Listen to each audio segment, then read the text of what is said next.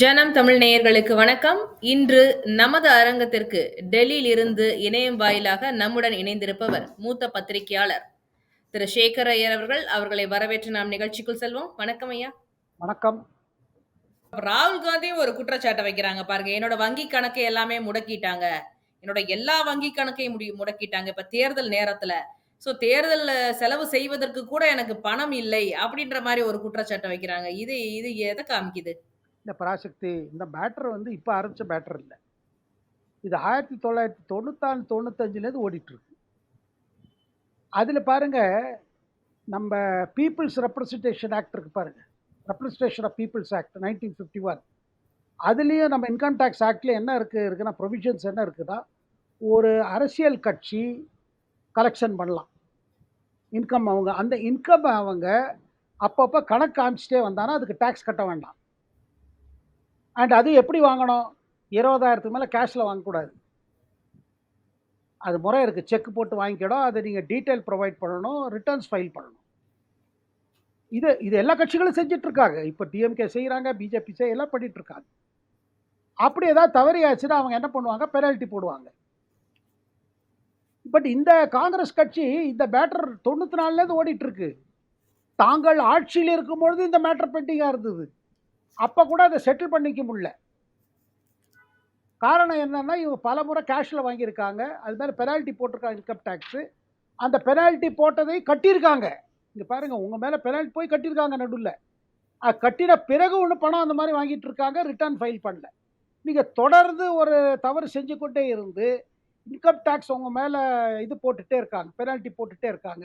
அதனால் என்ன ஆகுது? உங்களுக்கு வர பேங்க்கில் வர அமௌண்ட்டு வந்து அவங்க கழிச்சுக்கிறாங்க, பெனால்ட்டிக்கு எடுத்துக்கிறாங்க. அதுக்கப்புறம் மீதி இப்போ பாருங்கள், அக்கௌண்ட்டு ஃப்ரீஸ் ஆகலை. ராகுல் காந்தி சொல்வது எங்கள் அக்கௌண்ட் ஃப்ரீஸில் என்ன ஆப்ரேட்டே பண்ண முடியாது. ஆப்ரேட் பண்ண முடியாதுன்னா அதில் யாரும் பணமும் போட முடியாது.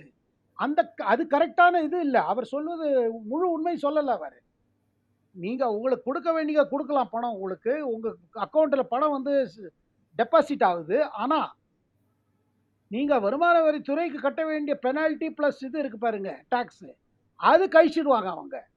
இப்போ அமௌண்ட் வந்த உடனே எடுத்துருவாங்க. இப்போ இங்கே எப்படி இருக்குன்னா பராசக்தி, நீங்கள் ஒரு பேங்க் லோன் வாங்கியிருக்கீங்க, இஎம்ஐ கட்டிகிட்டே இருக்கணும். இப்போ உங்கள் அக்கௌண்ட்டில் சேலரி வந்துன்னா அதுலேருந்து கட் பண்ணுவாங்க. சப்போஸ் சேலரி 2 மாதம் நின்று போச்சு, 3வது மாதம் சேலரி வந்து வச்சுக்க 2 மாதம், அவங்க எடுக்க வேண்டிய இஎம்ஐயை சேர்த்து எடுத்துருவாங்க கூட வட்டியோட. அது வங்கி கொடுத்த லோனாக இருந்தால் உங்கள் அக்கௌண்ட்டில் ஆட்டோமேட்டிக் டிடெக்ட் ஆகிடும். ஏன்னா அந்த மாதிரி நீங்கள் ஒரிஜினல் அக்ரிமெண்ட்டில் எழுதி கொடுத்துருக்கீங்க. அந்த மாதிரி காங்கிரஸ் கட்சிக்கு பாருங்க 3 விதமான கேஸ் இருக்குது. இப்போ நான் சொல்வது ஒரு கேஸு கேட்ட ஒரு சில ஃபேக்ட் ஃபிகர்ஸ் இருக்குது. 1994-95லேருந்து அவங்க கட்டாமல் போய் ரிட்டர்ன் ஃபைல் பண்ணாமல் போய் பெனால்ட்டி போட்டு அந்த மேட்டர் பாருங்க. 97ல் அவங்க ஐடி ட்ரிபுனலுக்கு போனாங்க, அப்பலேட் ட்ரிபுனலுக்கு, இன்கம் டேக்ஸ் டிபார்ட்மெண்ட்டுக்கு எதிர்த்து போனாங்க. ஆனால் ஐடி ட்ரிபுனல் அவங்க ஃபேவரில் கொடுக்கல, காங்கிரஸ் கட்சி ஃபேவரில். அப்போ பாருங்க, 97ல் தேவகோட அரசு இருந்தது, காங்கிரஸ் பார்ட்டி வெளியில சப்போர்ட் பண்ண அரசு. பட் டாக்ஸ் மேட்டரில் யாரும் ஒன்றும் செய்ய முடியல. அதுக்கு பிறகு பாருங்க, 2016ல் இதே மேட்டரில் அவங்க என்ன சொன்னாங்க? இந்த மாதிரி நீங்கள் எல்லாம் மொத்தம் பெரிய அமௌண்ட் கட்டணாங்க, இதில் ஒன்றும் ரிலீஃப் கிடையாதுன்னு சொல்லிட்டாங்க. ஹைகோர்ட்டுக்கு போனாங்க. அந்த ஒரு மேட்டர் பெண்டிங்காக இருக்குது ஹைகோர்ட்டில். ஆனால் வட்டி ஏறிட்டே போகும் நீங்கள் கொடுக்க வேண்டிய தொகை ஒரு பக்கம். அப்புறம் பாருங்க, 2014லேருந்து 17 இவங்க ஆல்ரெடி சில ரிட்டர்ன் ஃபைல் பண்ணி முடிச்சுட்டாங்க. ஆனால் அது திருப்பி ரீஓப்பன் ஆயிடுச்சு. ஏன் ரீஓப்பன் ஆச்சு பார்த்தீங்கன்னா, எக்கச்சக்கமாக கேஷ் டெபாசிட் ஆயிருக்கு. 14 லட்சம், 15 லட்சம். அப்புறம் அவங்க சில இடத்துல ரெய்டு பண்ணாங்க. மத்திய பிரதேஷில் பண்ணாங்க. அப்புறம் வந்து கர்நாடகாவில் பண்ண போது என்னன்னா, பலவிதமாக பணம் வாங்கப்பட்டிருக்கு. கொஸ்டினபிள் டீலிங்ஸ் இருக்கிறதுனால அவங்க அது மேலேயும் கேஸ் போட்டாங்க. இது பாருங்க, இதுலேயும் உங்களுக்கு பெனால்ட்டி வருது, நீங்கள் வந்து கேஷாக வாங்கியிருக்கீங்க. அதிலெல்லாம் பார்த்தீங்கன்னா மேட்டர் போயிட்டே போச்சுன்னா அது ஒரு மேட்டர் இருக்குதுங்க. அது 7 வருஷமாக பெண்டிங்காக இருக்குது. அடுத்தது இப்போ 2018-19ல் அவங்களுக்கு வந்து இவங்க 119 கோடி அக்கௌண்ட்டில் காமிச்சிட்டு, இது எங்களுக்கு எக்ஸம்ஷன் கொடுங்க, இதில் வரி போடாதீங்கன்னாங்க. சரி, இந்த 119 கோடி ராதர் 199 கோடி எப்படி உங்களுக்கு வந்தது கேட்டபோது, இவங்க கொடுத்த டீட்டெயில்ஸ் பார்த்தீங்கன்னா எல்லாம் கேஷாக இருக்குது, அதில் உங்களுக்கு எக்ஸம்ஷன் கிடையாது. அதை அவங்க கணக்கு போட்டு சொல்லிட்டாங்க, இல்லைங்க நீங்கள் வந்து நீங்க இதுல 105 கோடி நீங்க டாக்ஸ் கட்டணும். இதுல பெனால்டிலாம் இருக்குது. இப்ப இத சொன்னபோது என்னாச்சு, இவங்க கட்டல. திருப்பி ஐடி அப்பல்லட் ட்ரிபியூனல் போனா, அவங்க எல்லாத்தையும் கால்குலேட் பண்ணி வட்டி கிட்டி சேர்த்து ஒரு 135 கோடி கட்டுங்கன்ட்டான். கட்டின போது என்ன ஆச்சு, வந்த அக்கவுண்ட்ல என்ன பணம் விழுறதோ, அது பணம் 135 கோடி முதல்ல போயிடுது. அதுக்கப்புறம் இவங்களுக்கு ஆப்பரேட் பண்ண பணம் இல்ல. ஆனா இன்கம் டாக்ஸ் சொல்லுவது என்னன்னா, கடந்த காலத்துல பார்த்தீங்கன்னா, குறைஞ்சு 720 கோடிக்கு இவங்க டபாய்ச்சிருக்காங்க. டாக்ஸ் கட்டல. வேற எப்படி பணம் வந்திருக்கோ அது கொஸ்டினபிள் இது. ஒரு கட்சி, ஒரு அரசியல் கட்சி, இவ்வளவு நாளாக செயல்படும் கட்சி, சொல்லப்போனா எவ்வளவு 100 வருஷத்துக்கு மேல சொல்றாங்க தங்க வரலாறு. அந்த மாரி கட்சி அக்கவுண்ட்ட ஒழுங்கா வச்சிருக்க வேண்டாமா? கேட்டா என்ன சொல்றாங்க, கோவிட் காலகட்டத்தில தான் எங்க ட்ரெஷரர் இறந்து போயிட்டாரு. ஏங்க ஒரு கட்சியில ஒருத்தர் தான் பார்த்துட்டு இருப்பாரு அக்கவுண்ட். அதுக்கு தனி அக்கவுண்ட்ஸ் டிபார்ட்மெண்ட் இருக்கும். அந்த அக்கவுண்ட்ஸ் டிபார்ட்மெண்ட்ல பல தலைவர் ஆஃபீசர்ஸ் இருப்பாங்க. பார்ட்டியில வேலை செய்ற ஊழியர்கள் இருப்பாங்க. அவங்க பார்ப்பாங்க. அவங்க தான் ரிட்டர்ன் ஃபைல் பண்ணுவாங்க. ஆனா இவங்க என்னமோ நெனச்சிருக்காங்க, நம்ம ரிட்டர்ன் ஃபைல் பண்ண வேண்டாம். பண்ணாட்டி என்ன, யார் என்ன பண்ண போறா? அந்த அப்ரோச் இருக்கு பாருங்க. அதுல ஏற்பட்ட விளைவு இது. இதுல இப்ப பணமும் வரமாட்டேங்குது. அப்புறம் பாண்ட் முதல்ல அவங்களுக்கு வருத்தம் என்னன்னா, பாண்டுல பிஜேபிக்கு நெறைய கிடைச்சது நம்மள விட. ஆனா நமக்கு குடுத்தவங்க அவங்களுக்கும் குடுத்துருக்காங்க. அவங்களுக்கு குடுத்தவங்க நமக்கு குடுத்துருக்காங்க. அவங்க பல மாநிலங்கள்ல ஆட்சியில இருந்தும், மத்திய அரசியல் ஆட்சியும் இருந்தும், அவங்களுக்கு வந்திருக்கிறது 6000 கோடி தான். நீங்க இருந்து ஆட்சி பண்ணது கம்மி. ஆனா உங்களுக்கு குறைச்சலா வரல. 1300 கோடி மேல வந்திருக்கு. திரிணாமுல் காங்கிரஸ் பாருங்க, ஒரே மாநிலத்தில ஆட்சி. ஆனா 1600 crores வந்திருக்கு. அது யாரு அதாவது எலக்ஷன் பாண்ட் யாரும் எதிர்க்கல. ஆனா அவங்களுக்கு ஏன் நெறைய வந்து நமக்கு ஏன் கம்மியா வந்தது? அதுதான் ஃபர்ஸ்ட் ப்ராப்ளம். இதுல பாருங்க, இவங்க சொல்ற விதத்துக்கும் உள்ள இருக்கிற ஃபேக்ட்ஸ பார்த்தீங்கன்னா விவரமா இருக்கு. அன்னைக்கு பிரஸ் கான்ஃபரன்ஸ் வச்சு சோனியா காந்தி, மல்லிகார்ஜுன் கர்கே, ராகுல் காந்தி எல்லாம் சொன்னது என்னன்னா, எங்கள அப்படியே பணம் முடுக்கிட்டாங்க. எங்களுக்கு பண பற்றாக்குறை ஏற்படுத்திட்டாரு பிரதமரு. பணம் இல்லாதனால நாங்க இந்த தேர்தல் போட்டியிட முடியாது. ட்ரெயின் டிக்கெட் வாங்குறதுக்கு கூட நமக்கு இது வசதி இல்ல.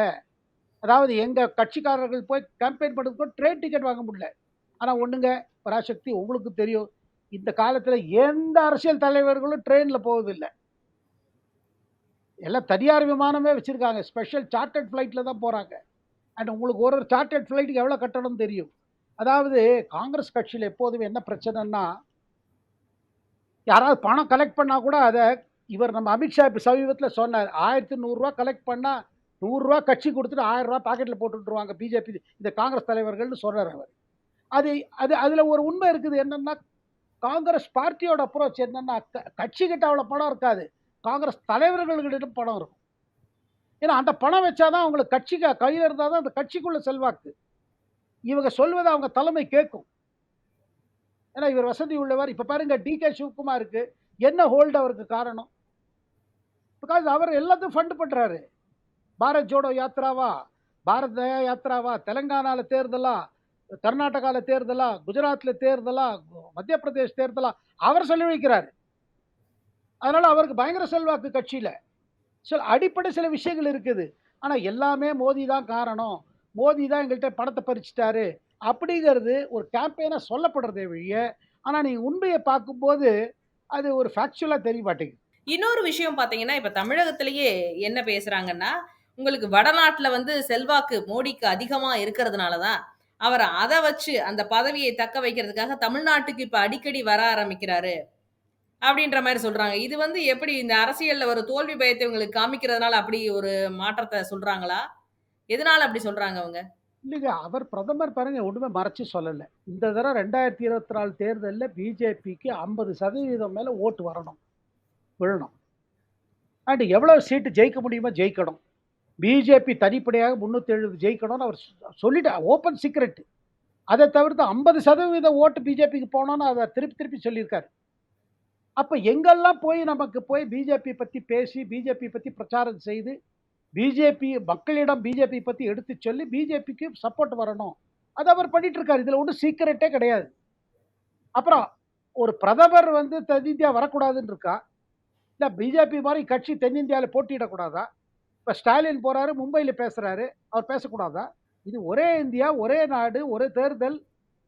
ஒரு நாடு ஒரு தேர்தல் அப்புறம் இருக்கட்டும். தேர்தல் இருக்கும் போதெல்லாம் எல்லா தலைவர்களும் எல்லாரிடம் போவாங்க.